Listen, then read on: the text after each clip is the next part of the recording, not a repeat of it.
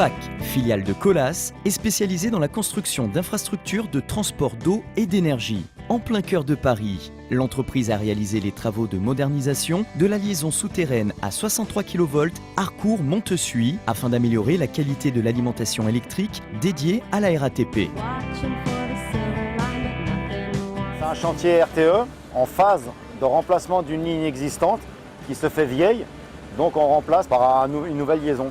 La spécificité des câbles, c'est du 63 kV et qui va servir à changer les câbles RATP. Nous, on a commencé au début de la rue Ballard.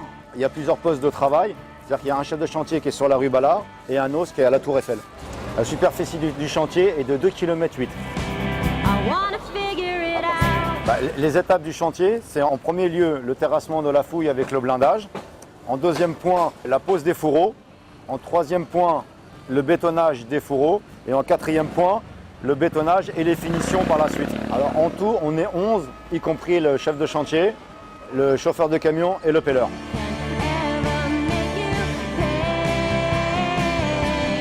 Les aspects que j'ai dû prendre en compte pour ce chantier, c'est les surprofondeurs qu'on a eu à effectuer.